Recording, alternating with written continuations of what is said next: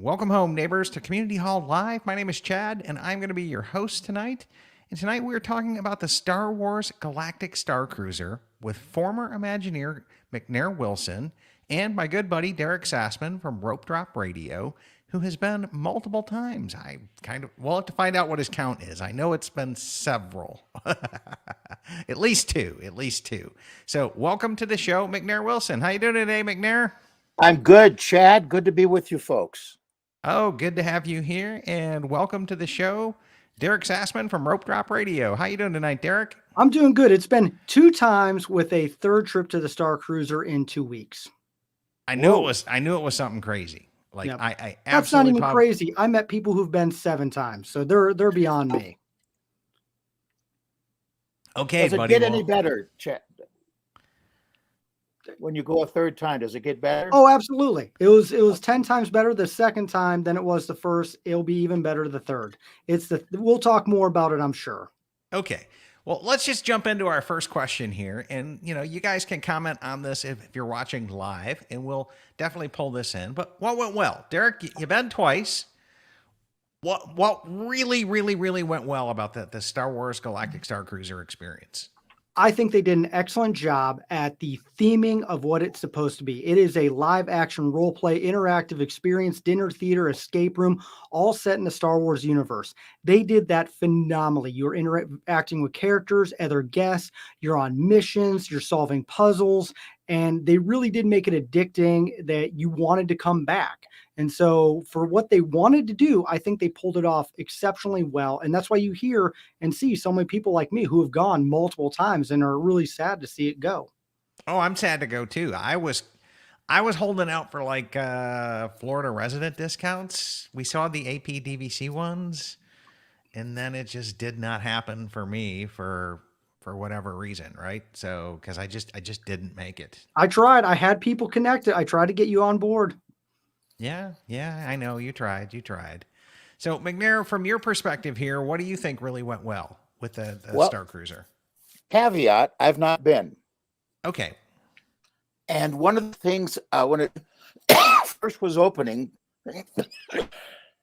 I made the point of watching probably 15 videos of some of the previews, a lot of influencers and podcasters, and I was immediately perturbed by everybody doing this. So all of a sudden, I'm not in an immersive experience. I'm in a theme park experience. And when we opened the Disney MGM studios and I created the Street and Sheer Hollywood Boulevard characters, one of the things I was adamant about was we never said theme park. We never said Disney World. We said Hollywood. You're in a real place. You use the crosswalks. And it worked so well, we trained all of the Hollywood Boulevard retail cast members. We told all the area bands, stand on the curb and the sidewalk, not in the street. This is a real place. And watching the videos of Star Cruiser, I felt like I was at a theme park hotel because there were so many people taking pictures, and it was disturbing. I was angry, and I thought, well, they'll get past that. Now that's the guests doing that, though, right? Of course, it doesn't matter. So, Derek, unless I'm vastly misunderstanding things, all of the Star Wars employees, the characters, they were in character. They never left it, right? Oh, yeah, absolutely. They didn't know what Earth was, and they had a backstory and a home planet and everything. Okay. And I'm sure that's the case. I'm just saying that with so many people be so obsessed of capturing themselves being there, it really diminished the immersiveness. It's like somebody saying, oh, it's like when you go to a Renaissance festival, and that's my background for 20 years. And the cast members there are completely in character. Renaissance festivals, you don't have as many people taking pictures. But so I held out. I thought, once it opens, it'll be fine. And it opened, and the same thing continued. And McNair, you can't go to a fireworks show without 50 million people holding their camera up, blinding you with their phone, going. I have totally different expectations. Like I have different expectations there. Except I look at it, I went back through my photos because I do a podcast. I needed photos for the podcast. I didn't take many. I was so wrapped up in the immersion, my phone stayed away for most of the time. Yeah, I grabbed some dinner pics, but no, my phone was away. And I feel like, especially on the second cruise versus the first cruise, a lot of people's phones were put away and they're just enjoying the experience, especially knowing that it's going away. That's encouraging. Yep. Because It was, I what- think the first few cruises, you get all the vloggers, bloggers, people there. Once they're done, that's when it started to become more immersive. Well, I've now probably watched 40 different videos of it, and every time I'm distracted by the people who are reminding me I'm at a fake thing. And what I would do if they say they kept it open is I would say in the pre-arrival instructions, for the first few hours, you're welcome to take all the videos and stuff, but then after that, there'll be a bell or a buzzer or something, and we're going to ask you to put all that away. Photograph your room, photograph so and so. If you want to photograph your food, great. But to be walking around, as a lot of people do, it ruins it. It changes it. Now, Derek, go so is far it as your to say data ruin. pad, aka your phone? Yeah, an and that's integral part the of other thing. Your phone's got to be out because you got the missions on your phone, the data pad. So that is something I know in the first few cruises you got a separate phone data pad, but it's all done on the Play Disney app. So it's not like you can give away your phone. That's such an integral part of the experience.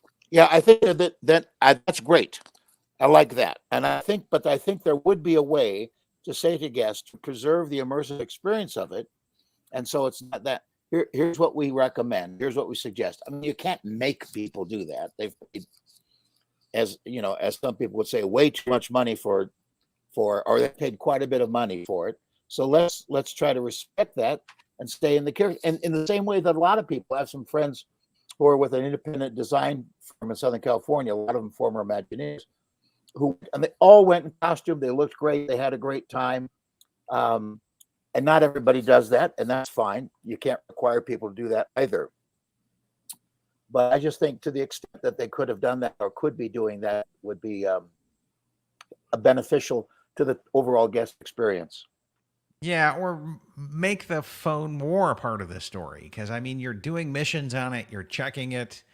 So and that's great. It sounds like maybe make the photo taking of it part of the storyline just to accommodate this, I guess, tourism factor, for lack of better words here. It's like Dapper Dan days at Disneyland. It's a different place because you've got literally thousands of people coming in their 30s, 40s, and 50s garb. And they're taking pictures and stuff, but you look around and boy, it's a different place. And you can't do immersive experience if the majority of the people are observers.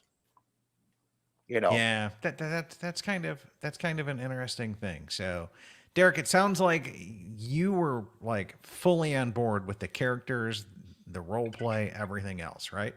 Absolutely. Yeah. I'm a Star Wars fanatic. I was hooked as soon as we got on board. Yeah. And that's encouraging. That's very encouraging because that you liked it, but that you're as you said, a Star Wars fanatic, and you still enjoyed it. And that would be the ultimate guest.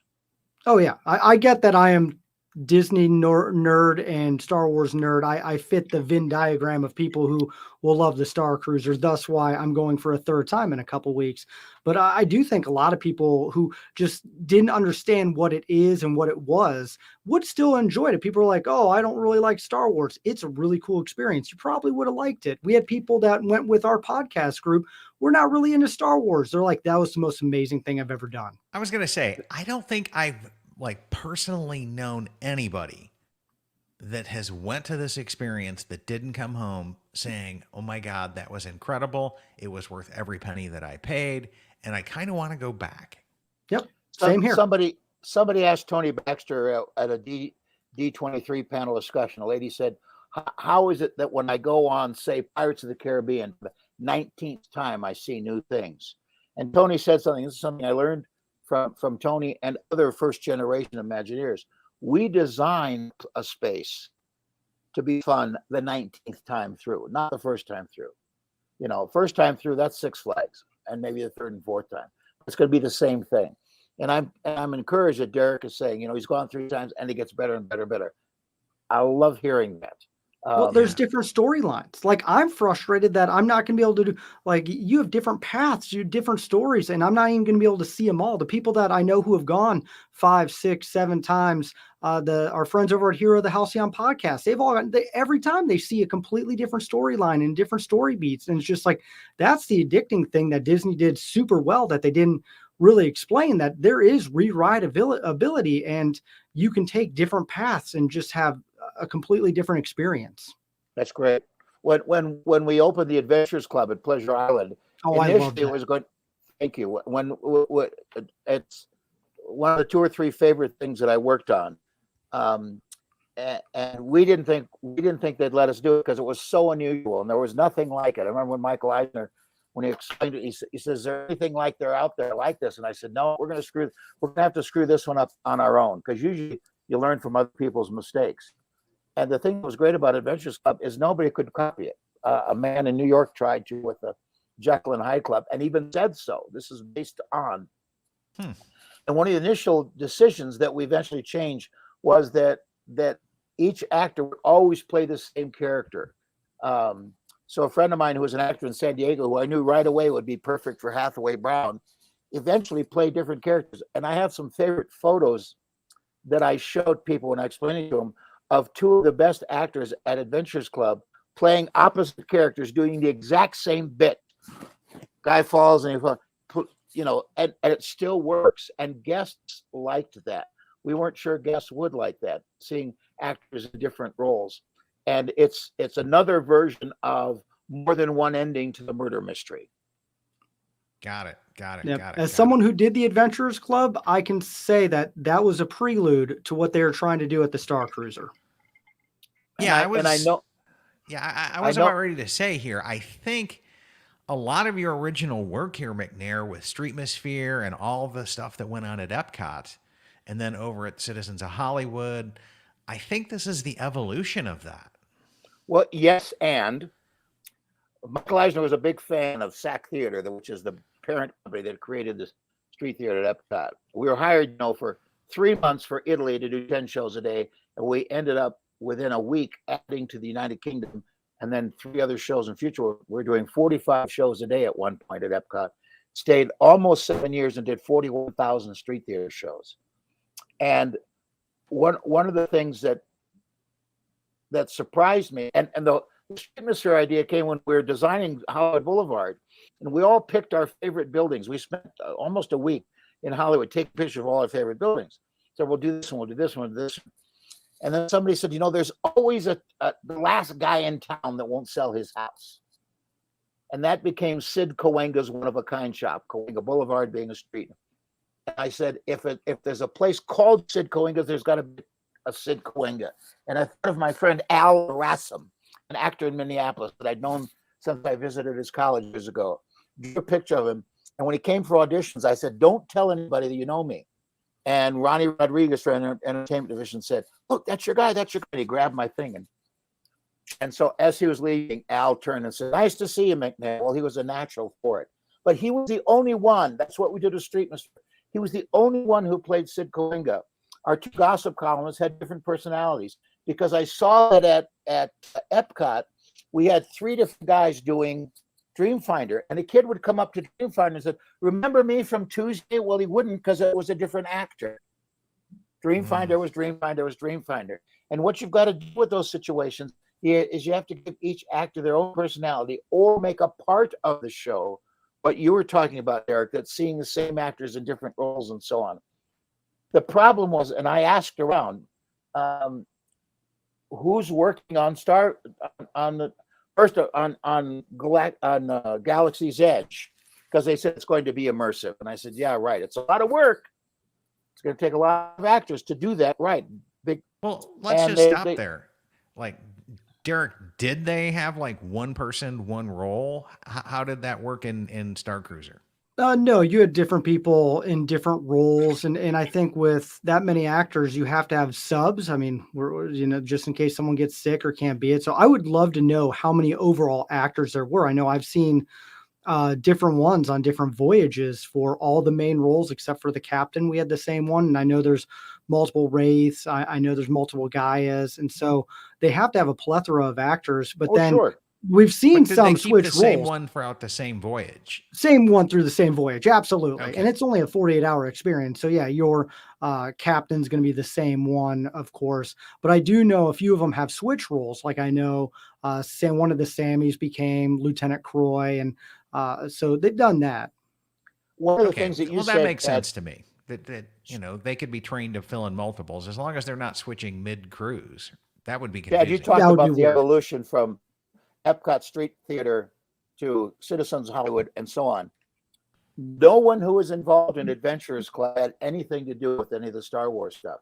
And there are people around. Some of the main actors from Adventurers Club are in Orlando. They're available. They're now directing and leading some of the other dinner theater and immersive experiences off property.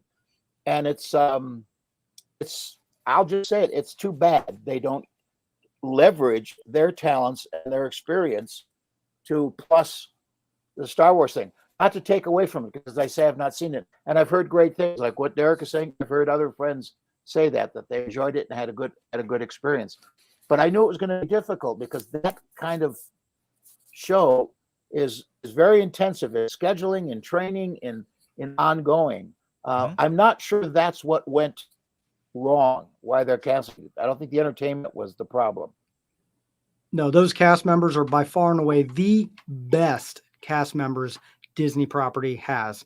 And everyone from the lowest level, I know people that work in security at the Halcyon, all the way up to the main people who are basically on stage the whole time. Like those, each one of them went above and beyond. And I've been going to Disney my whole life. And so I can honestly say that everyone just completely went above and beyond to make sure your voyage was incredible and made you want to rebook. So And it isn't sounds it to interesting? me, cast members were on point, right? Oh, yeah. Yep. The experience was on point. If Absolutely. you've got that many people, the only thing that's out there that could be wrong is like price. Price and marketing. I think the marketing was beyond horrendous. I think that's really what killed it, because price shouldn't be a problem, because if price was the issue, you would have no Disney Cruise Line. There would be nothing expensive. Things can be expensive, but you have to share the value of why those things are expensive. And that's what the Star Cruiser completely failed to do. In fact, I had someone reach out to me and was like, well, I would never do the Star Cruiser because it's so expensive. Like, you better get the best bus services to Animal Kingdom. And I go, there's no bus to Animal Kingdom. And they're like, well, that's why it failed. And I go, no, it's an experience. And I do explain the whole thing. And once I finally did, they're like, oh, I really want to do that. And I go, that is where the marketing completely failed. Things can be expensive, but you got to know why it's expensive. And it's something that, just like the Adventurers Club, you will never get anywhere else. I'll be honest, Derek. I knew it was an immersive experience. Yeah. I didn't have like $5,000 to pop down for 48 hours for my kid and I. Okay. Like I just didn't do it. Like Eric, I think you're right about marketing. The thing I kept waiting for that I never saw if it existed was, I think they should have blitzed TV with commercials for that hotel, but it should have been created like a movie preview. And you're there. In fact, so much so that for the first 30 seconds, you think you're watching a movie preview. And then at some point, you realize, oh, this is a hotel at Disney World? Wow. And then just the last few seconds, a couple of guests like yourself saying, best experience at Disney was our 2 days at, and guests saying, wow, you can go do that? If they did that, I never saw it. Yeah, I never saw it either. The commercials are really bad. As someone who makes TV commercials for a living, I can say those commercials were really, really bad. Wow. Yeah, It's too bad. Yeah, I almost want to come back in and issue the Pepsi challenge here and just say, what would you do for a commercial? We kind of heard McNair's take on this. I think it's that would be a fun commercial, and I bet you'd get a ton of YouTube views if you were to put out a full-blown edited commercial, this is what Disney should have done, right? My Yeah. favorite movie trailers are ones where you don't realize what it is you're watching right away. They've drawn you into the experience, and you're going, what is, even if it's a genre you're not particularly interested in, a rom-com or something, they're drawing you in. When we were designing Animal Kingdom, and I was just kind of on the edge of Animal Kingdom, I got a beat from my buddy Joe Rody one day and brought me down to the, and okay, he says, how big is how big is Noah's Ark? And I said, big. And I pulled out of my back pocket, which is why my little pocket complete Bible that I always carry. And we looked it up and we figured it out. And we said, well, it's 10 stories high and 2.5, 3 football fields long. And they go, oh, I said, why? And they said, well, we're thinking about making that the weenie, the castle, the icon. And I said, well, you could downsize it and it'd still be big. So they built it and they put it in the middle of the model. And one of the updates, Michael Eisner came over to me and says, he knew I was a churchgoer. He said, are we going to get in trouble from church folks for doing Noah's Ark? I said, no, not for doing Noah's Ark, because we'll do it well. It'll be an experience and people will be going lines around the jungle to get in. What'll be the problem is everybody's going to get a plastic bag that's this big or this big that's got the castle, spaceship Earth, Chinese theater, and Noah's Ark. Now it's Disney's Ark. And some people will be offended by that. We won't want to have it be that. It'll just become that. So he said, well, if we didn't do it, what would we do? And I said, well, when you ask that question, make sure you let them know you like the idea of the Noah's Ark experience. He says, is it nailed down? I said, no. So we did the whole update. Then he reached over and picked up the Ark. It was pretty good size and said, I love this. I really want us to do this. And then he set it down on the side of the table. He said, what if we didn't do that and saved it? And they said, what do you mean saved it? And he said, McNair, you're on. And I said, you know how 3 or 4 years into any new theme park, we need some big new thing, Everest, to re-energize. Yeah. I said, so you're watching TV, whatever. And you see people tossing back and forth, and you hear animals screaming. And he said, now landing at Disney's Animal Kingdom. And the sky parts, and this dove comes down and lands on this man's finger, and he takes the olive branch, zoom back, it's Noah, zoom back, and there's Noah's Ark. Noah's Ark. Boom. And that's how you would sell this new thing. I didn't see that kind of energy or creativity or storytelling put into the marketing of the Starship. I think that's a fair critique. It took us a little bit to get there, but that is a really, really, really fair critique of what went wrong, to back up Derek's point that it was marketing. And it's not the only thing at all. I mean, it's a thing, but given how much people who went enjoyed it, those that loved it, where was that energy? Where was that enthusiasm? Where was that passion in the marketing? And I think too often marketing is created from the inside looking out rather than from the outside looking in. I agree. I mean, why not after every episode of The Mandalorian, #1 show on Disney Plus, they say, want to live your Star Wars experience? Galactic Star Cruiser 2-day experience. Could have been 7-second tag during the credits. You're getting a lot of eyeballs to that brand to go at least Google and search it and understand what it is. And why not? You mentioned the captain. Somebody comes up to the captain and says, sir, he's here. He's here? He's really here? Yes. And all of a sudden, the Mandalorian himself walks into the main room of the Star Cruiser. Tie-in. All kinds of possibilities that Why haven't we had anything with Galaxy's Edge and Batuu worked into any of the TV shows, any of the everything? Oh, they're in every book. So I just finished another High Republic book, and I have a joke because I love Star Wars books. They have to have one random sentence, whether it be Batuu or the Halcyon or something like it just cracks me up every time. So latest High Republic book. Yep, had the Batuu sentence in there. Take a shot if that's a drinking game. I don't know if you ever saw it, but when we went to the opening of Galaxy's Left Edge in California, I had a red baseball cap made, that looked like a famous red baseball cap that's going around. It said, "Make Batu Great Again." And people had to do a double take to look at it. But I think there wasn't enough crossover within Galaxy's Edge and the hotel. And then, I mean, look at the Star Wars universe on Disney Plus. You mentioned it. It's just remarkable sometimes how much they miss the opportunity for tie-ins and crossovers. I mean, just a simple look at all the crossovers that NBC did with all their different Law and Order franchises, where cast from one show been another show. Let's look back at classic 90s TV and crossovers. How many of those sitcom families came to Walt Disney World? Oh, man. Yeah. Eisner loved those crossovers.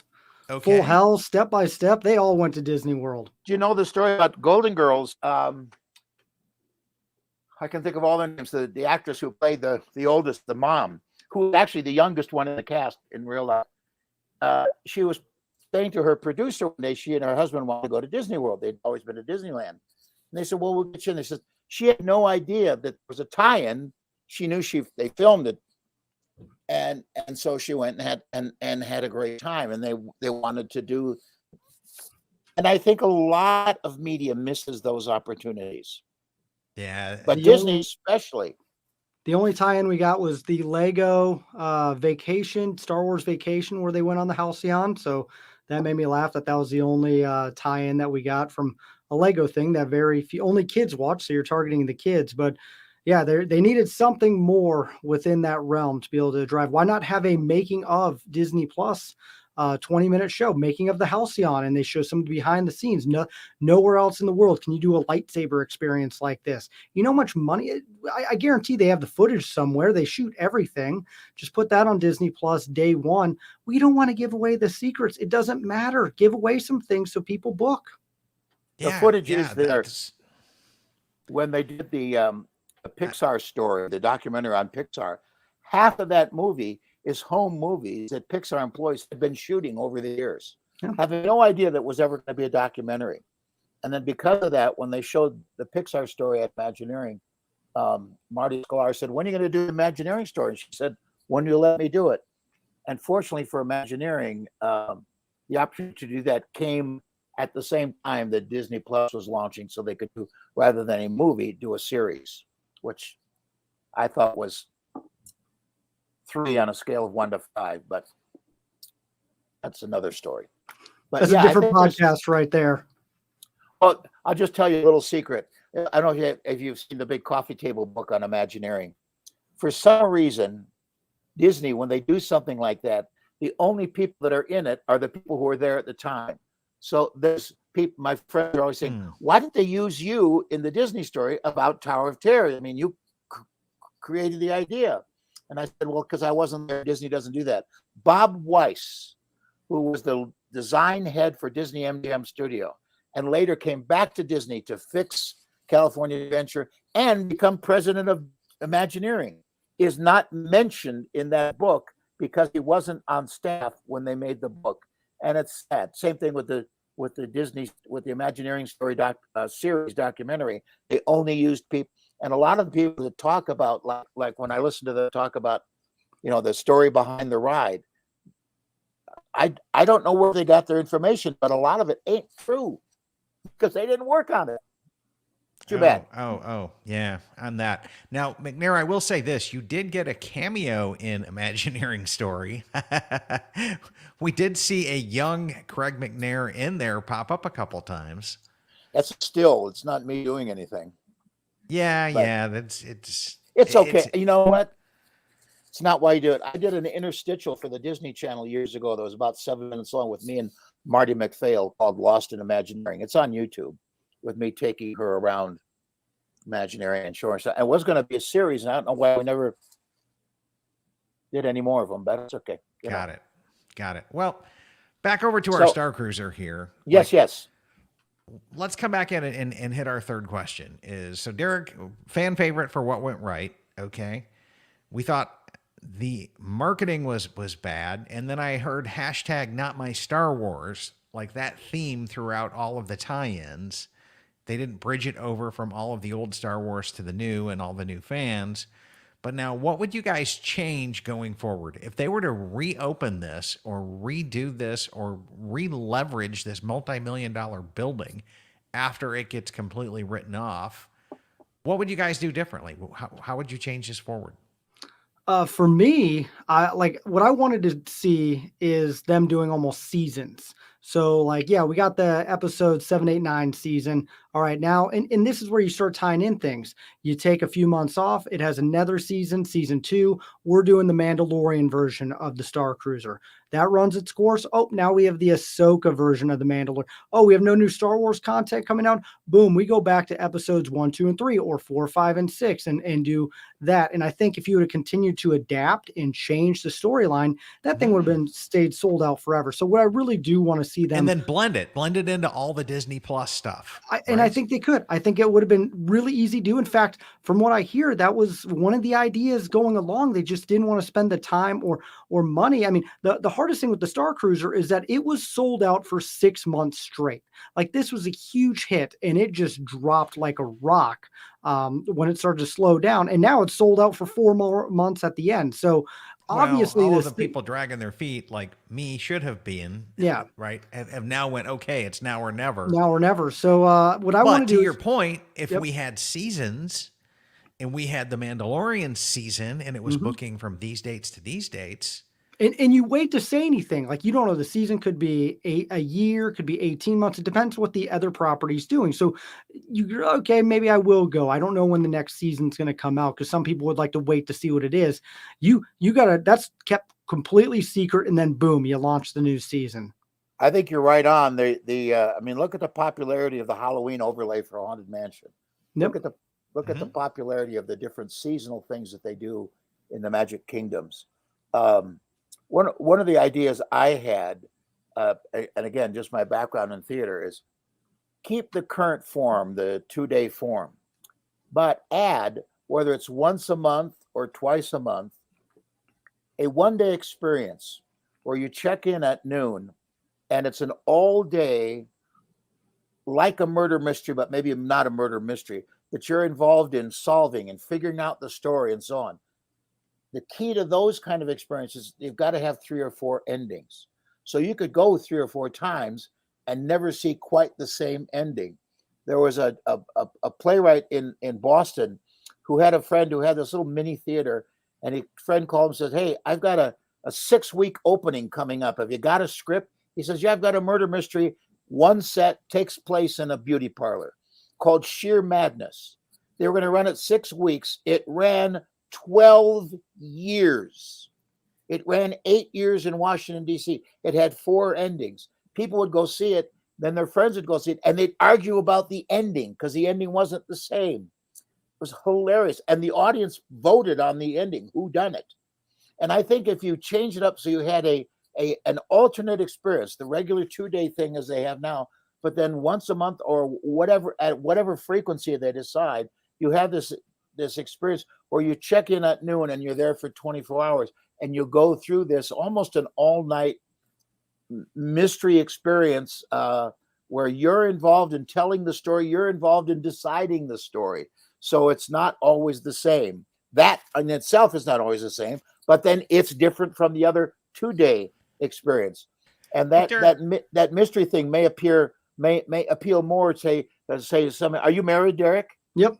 So it may appeal more to like you and your wife just to go do that. Maybe it's something that Derek, didn't they build a lot of this in here with the various different paths you could take? Oh, absolutely. Like dark side, light side, it really is. I mean, right? What you're saying, they're already doing, except for the very end. The very end is so climactic and so immersive, you don't know which way to look. So, but all the paths are completely different, and you are kind of choosing your own based on choices you make and characters you talk to and interactions. You're going down, like, there's things I haven't seen, things I haven't done that I hope to do. At the dark side, I've not done any of that stuff, and so they have done that, and that's why there is that rewritability. So that's why it's really fun. You're talking about coming together. Like we come together for drinks at the end of the night and everyone's talking about what they did that day. We all have different stories. We were on different missions. And it's like, oh, I wish I could have done that or seen that. I got to go again. See, I'm looking for something where, because guests, they come to Disney World, families, once a year or every day. So I'm looking for something saying, we were here 3 months ago for the 2-day thing. Now we're doing the 1-day thing. And it's a very specific, different kind of thing. And we would do things like costumes are either provided or required. If you don't have one, we've got a costume shop you that comes with your thing. So a completely different experience. No, I for think guests, that's as well a fair as idea there. Should there be a 3-day cruise? Should there be a 2-day cruise, a 1-day cruise? the other Exhausted thing by the about end it of was the that I was second trying day. to. The other problem I was trying to solve is the number of people who say, the $5,000, whatever $1,000 for X amount of people. Is there a way to do the same level of experience in that wonderful facility, and drop it down just enough to take what's that next level of guest that hasn't gone because of the price point? Well, if it was a 1-day experience, you would do that, and it would be available it'd be scheduled certain Like times. a day only, like a Oh, day that's what I'm only, saying. right? It'd be from you check in at noon and you check out the next day at 10 a.m. And I mean, I could see them doing something day only dinner theater, day only sublight lounge. In fact, that's what I assume they're going to do is they can shuttle people to and from, and you're basically just able to go to the bar, the gift shop, which I would pay money just to go back to that bar for sure.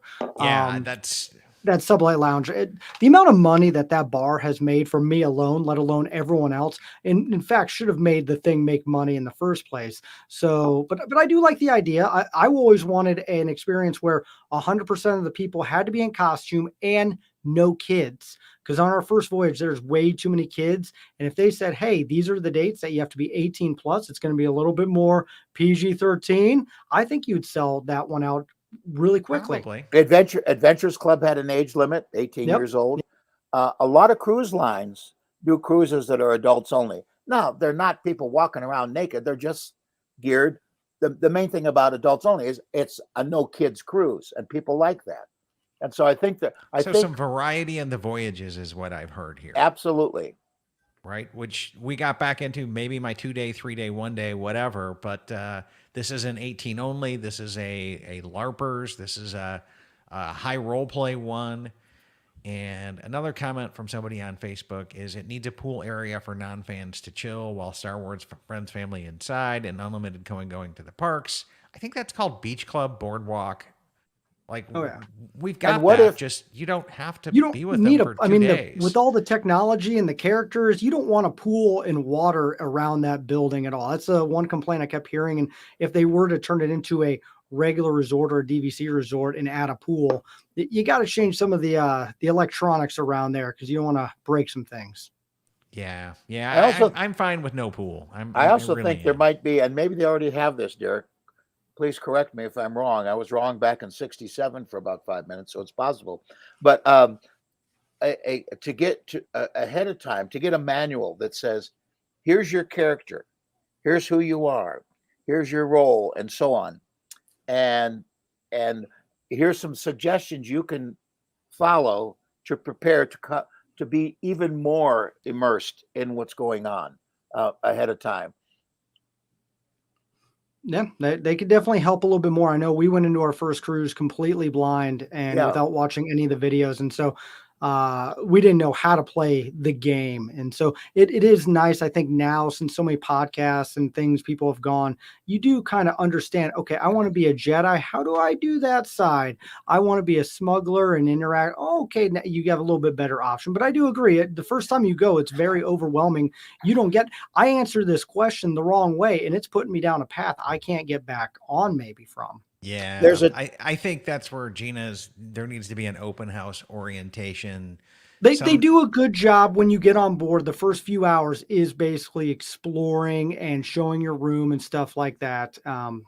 But that was some of the bad marketing and press behind it. It is an experience. Once 4 o'clock hits, characters are out. You're on missions. It's go time. Yeah, but I think if they had like an open house day, the way we do tours of a DVC villa here, and you could come back in and start to see what it is and really understand it, and some better marketing and the movie videos.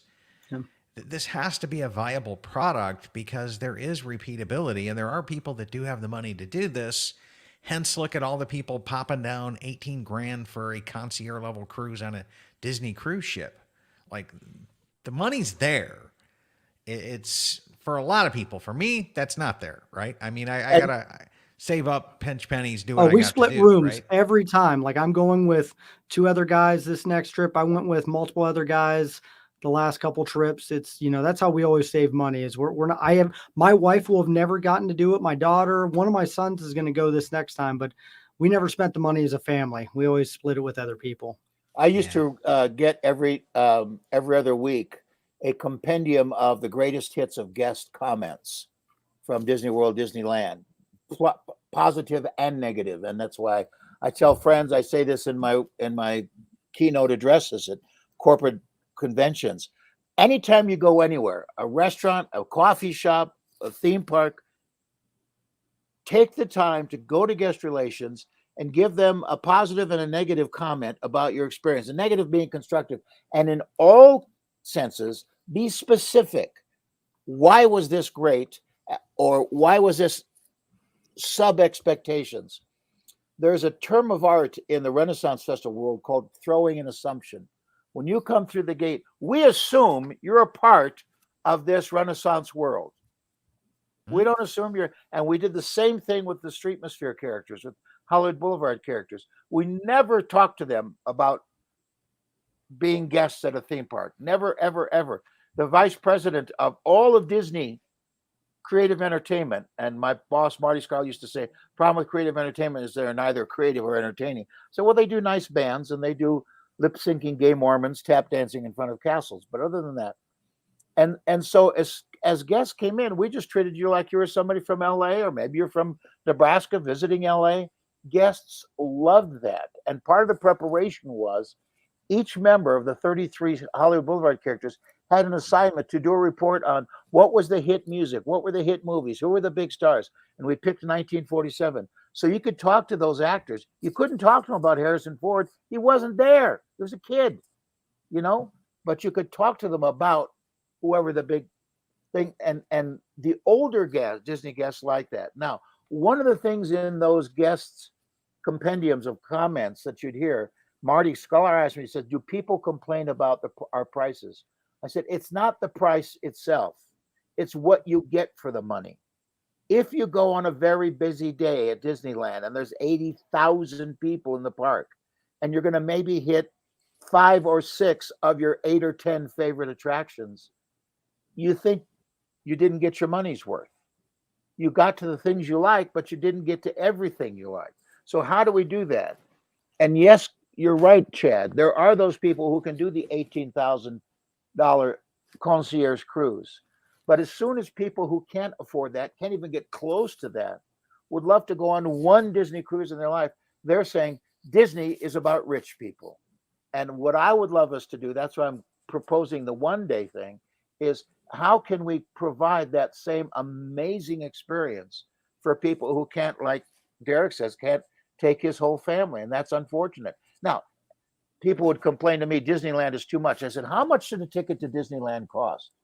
Whatever it costs, there are people who couldn't afford to drive there from East LA. And when they got there, couldn't afford to eat there. That's why Walt always said, and people don't realize this is true, you can take your own food into the parks. People don't realize. I said, you can. Just don't take glass bottles and alcohol. Other than that, take sandwiches, snacks, and do it for money saving. Do it for a mom with kids can keep, feeding the kids throughout the day. Go back to the hotel and have dinner where it's going to be cheaper and easier and so on and so on and so on. But what can we do? It's never going to be free. It's never going to be, the price of a movie. And I just went to the new Indiana Jones movie. It's not cheap. But, I don't go to a movie every week. I don't go to a movie every month anymore. But what can we do to help people do that, and to take off that veneer of Well, it Disney comes back is a into wealthy people's experience. Ron comes back in. Cost is only a problem in the absence of value. I said that earlier, word for word almost.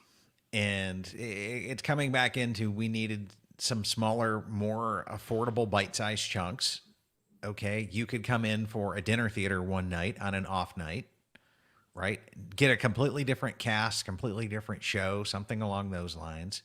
That would be a great way to make this more obtainable to more people. I can see that happening going forward too. A dinner, because here's the thing about Galaxy's Edge: there is no stage show. There is no character. The fact that Batuu did not open with Star Wars character meet and greet dinner food thing like every other parks got with all the Fab Five blows my mind, because people would wait in line and that thing would sell out constantly if it was Grogu, Stormtroopers, Darth Vader, Chewbacca. They come to your table, eat cheese. Oh my gosh, how they didn't do that starting off day one just blows my mind. And because they wanted to do it for the Star Cruiser, and I still think that can be incorporated somehow. From the moment they announced Galaxy's Edge, they talked about immersive and characters and so on. So I went that first week and I looked for it. And I saw some stormtroopers and I saw Rey. The girl that was doing Rey was fantastic. And she was working only with kids, skulking around. But that was it. Well, you have V. Murata walking around. How many people have read the book that V. Murata is? Me and maybe like 5 other people at Galaxy's Edge on any given day. It just, they have done such a they picked a timeline, they stuck with it, like, we're going to be in this timeline, and it failed them miserably. And that's, I mean, the fact that Kathleen Kennedy still has a job blows my mind, because just like you can't, you pigeonholed yourself so much that now you can't do anything with it. And they've used the Star Cruiser as a crutch. Like, we can't change Batuu because of the Star Cruiser. And now it's gone the opposite way. Yeah, the Star Cruiser travels, right? I mean, it's a flexible vessel. It's in the High Republic series. They talked about it. I know why some of the things are there now. Yeah. There are missed opportunities, all of which are addable at this point. Well, my take is I shouldn't have to go read every Star Wars book that's out for the handful of references to this thing. I've watched every Disney Plus series that's out there that's come out since then. I haven't went back and watched all of the old cartoons, but every new Disney Plus series I've watched. Why wasn't this pitched on Mando? Why wasn't this pitched on any of the other stuff and at least referenced and worked into those storylines somehow? Yep. Spielberg talked about, because he directed the first 4 indie films and not the new one. And he said he liked the new one. And I didn't hate it. I enjoyed it. But any movie that's got 6 writers before the movie starts, you know there's going to be problems. But he said one of his goals with that, as with Star Wars, you shouldn't have to have seen the other 3 to enjoy The Last Crusade. And you don't. I, just before seeing the new movie, went back and watched over a course of a month the 4 indie movies. And I watched them chronologically. So you watch the second one first, so on. Well, but I think there's a little bit of a difference here between a $16.99 investment in a movie ticket that's right down the street from me and a $6,000 2-day travel to Walt Disney World. Well, that's why I think, right? That's why I think, an owner's manual, a briefing kit, also to get you excited about going. I mean, you're spending several $1,000s. Why wouldn't you get something fun in the mail? As well as a thing that shows you how you're going to be able to, download the app and use that and start using that before you get there. So the experience begins before you why isn't get there there. some drip marketing going on that's kind of teasing you? They do call you and tell you, hey, you're going to be there. And they do get you hyped up and make sure you have the Disney app ready to go. So they do a little bit. And since you've got all these actors, I mean, why couldn't young Obi-Wan, Jude Law, come in and say, I understand you're going to be visiting so-and-so. I was there years ago when it was just a little roadside motel, so on and so on, or The Mandalorian, or some of those characters that are familiar on some of those spin-off shows. I think there's some opportunities there. And I'm not saying that they were wrong not doing that. I'm just saying there's a big right that they've missed.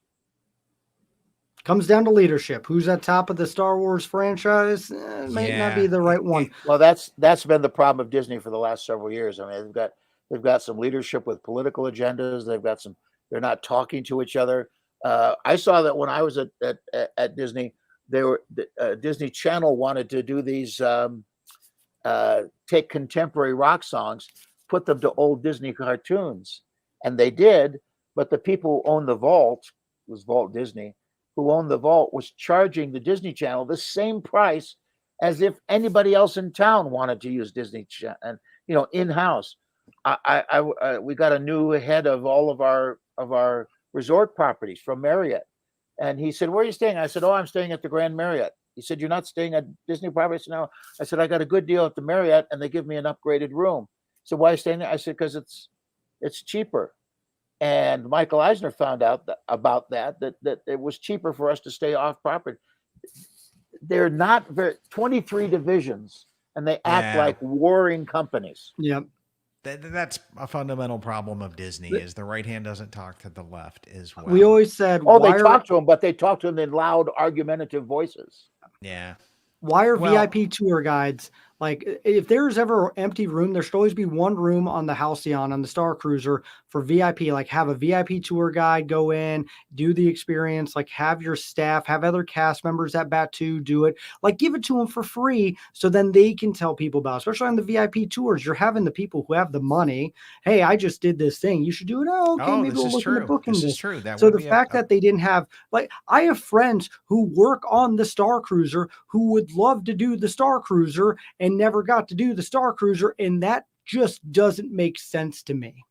Yeah, that's true. And let me say to Dan Austin, you're welcome. Keep listening. Tell your friends. Well, actually, I threw that comment up there because we're kind of near the end of our show. So I kind of need to wrap this one up and go over on to how we can do this. But before I do that, let me come back in and do a quick shout out of thanks. So DVC Resale Market, DVC Rental Store, and Monera Financial. Want to do a huge little plug here for DVC Resale Market. They are the world's leader in DVC resales. If you are looking to do any kind of buying or selling, or if you're just researching DVC and you want to talk to somebody who used to be a former guide, 100% of their sales team is former Disney direct guides. And so you can get that Disney level of experience without having to pay the Disney price tag. DVCResaleMarket.com. Let them know you heard about them here on the My DVC Points podcast and the Community Hall Live. And anytime you do business with them, be sure to select our name from the drop down as to how did you hear about us. Just select My DVC Points. Now, let me bring the guys back on and we'll wrap this show up. So, McNair, we've got an event coming up, and I'm going to let Gina throw some banners up here, but that question of how we can do more, we've got some Patreon exclusive events coming up. So if you guys would like to plan a trip to Walt Disney World from the 11th, November is the 11th month. So 11, 10, I believe 12 and 13, is it, Gina? We've got 3 events coming up. One of them is after you left Disney Imagineering, you went over to Universal Creative and worked on a little project that ended up becoming Seuss Landing. They gave me a box of children's books one day, and this was after having done 2 or 3 other projects for them. Designed a big Beetlejuice ride that they didn't want to do. It was a truck and a sofa and so on. And they gave me all these children's books. I said, "What do I do with these?" They said, "We don't know. We've got permission to explore." I said, "Is it a land? Is it a park?" We said, "I don't know." So I treated it like a land. And for the next 6 years, friends would say at parties, "How come nobody's done Dr. Seuss in a theme park?" I said, "Well, it's an intellectual property that's not owned by any of the theme park folks." Couldn't say anything until 6 years later, Universal announced Islands of Adventure. Island, of course, being their metaphor for lands. And what was delightful to me about Seuss Landing was they followed a lot of my very picky guidelines. Like Seuss doesn't use purple, he uses periwinkle. He doesn't use red, he uses raspberry. So they use those. He has a very particular yellow. He has no right angles, so everything was crooked. We were going to do an elevated train, but I said, if you do that, the uprights have to be crooked. Well, there wasn't a way technology at the time I designed it to do I-beams that weren't straight. Now there were. And I said, the first thing you see must be a little hut that's green eggs and ham. It was very popular, so they tore it down and built a bigger little hut. So that was very rewarding. So, but since I've known you since what, 2017, McNair, I have always wanted to go to Islands of Adventure, Seuss Landing, and tour with you. So we set up this event, and you can go over to mydvcpoints.com/events, and there'll be some more information there. You can come back in, and if you just fill out the form there or send me a note, mydvcpoints@gmail.com, in case we don't have all of that technology, I will get back with you, let you know how you can come back in and do this. I think we're going to be pricing these at $100 an event to come back in and hang out with a former Disney Imagineer. And then the next day, we're going to be an onstage tour, not backstage. You'll need to provide your own theme park tickets and access for this one. And we'll be meeting at Hollywood Studios. You'll get to ride Tower of Terror with the guy who essentially came up with the whole idea for it. Right, McNair? Yeah. Why is it a hotel? We started with Mel Brooks, and Michael says, I'm bringing a friend over to work with you. And we thought it'd be some young up-and-coming director. And he walks in with Mel Brooks. And the team all admitted to each other later that every day after that would be the second best day of our life, because we spent that day with Mel. But yeah, it was interesting how that evolved. And it had to do with building a high-end hotel at Disney World. There was going to be the most expensive hotel in the history of Disney World. It was going to be built at the front entrance to the Disney MGM Studios, which we never built. But I said one day, what if one end of that hotel was the original old Hollywood Tower Hotel? What would that be? And we brainstormed, and it evolved into the place. And if you guys would like to walk through that land in the hotel and ride the ride and with McNair, we've got an event that you guys can come back in and do that as well. And then the final event the next day will be an Ohana style brunch. Chef Callie got lined up, and we've had Chef Callie's cooking before, McNair. Very, very, very good. I think it's better than the authentic Ohana, to be honest with you, because he kicks it up a notch in his own catering there. He's terrific. Yeah, and we've got an event to just hang out there. You'll get to ask all the questions, hear all the stories, all the backstage stuff that you ever possibly wanted to do with. And that will be Veterans Day weekend coming up. And again, mydvcpoints.com/events for more information. Can I say real quickly, if you want a copy of my book on brainstorming, it's on Amazon, or if you go to Facebook, any of my Facebook sites, you'll find it. And there's a way you can message me and get an autographed copy. The new book will be out by the end of the summer, the sequel. Ooh, so you're promising we'll have the new book by this event, McNair. Did I hear that? Okay. It is. Well, we got a thumbs up there, Derek. It is done. We're just massaging it. There you go. There we go. It'll be a little smaller than this. That's a big. That is awesome. That is awesome as well. Derek, will you be there in November? I will not. Too many fall events with sports and activities. Well, I'll look forward to bumping into you somewhere sometime. Absolutely, we'll definitely have to do that. Get my cell number from Mr. Pennycoff, and so the next time you're headed to any Disney park, just text me. You never know when I might be able to bump into you there. Sounds good to me. We'll have some fun chatting. Sounds awesome. I was in line for the Seven Dwarfs Mine Train and got a text for some friends and said, "We're at Disney World. Wish you were here." And I said, "Where are you?" I said, "Seven Dwarfs." We were both in line for the same ride. Some old friends. So we ended up spending the day. So it never hurts to try and find me. Sounds good. There you go. Now, Derek, speaking of finding you, where can we find Rope Drop Radio and more great content from you and Doug? Yeah, Rope Drop Radio. Wherever you can find a podcast, whatever podcast site you have, that is where you can find Rope Drop Radio, where we talk all things Disney, not just the Star Cruiser, but literally everything Disney. It really, truly is. It's pretty theme park heavy for the most part, but it's a phenomenal show. These guys have become really great friends. The banter cannot be beat between them back and forth. And I'm a huge super fan of your guys' show as well. As I am for your show. I know it took forever for me to get you on here, but glad we finally made that happen.